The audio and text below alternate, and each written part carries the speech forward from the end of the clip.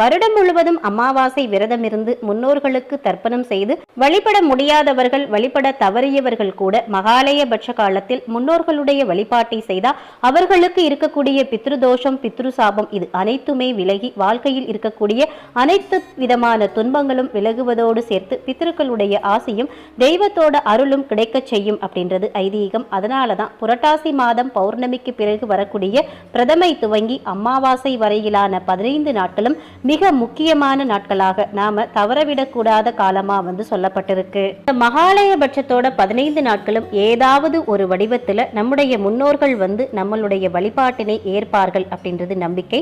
அதனாலதான் இந்த நாளில் முக்கியமா விரதம் இருந்து தர்ப்பணம் கொடுத்து தானம் செய்யணும் அப்படின்னு வலியுறுத்தப்படுது.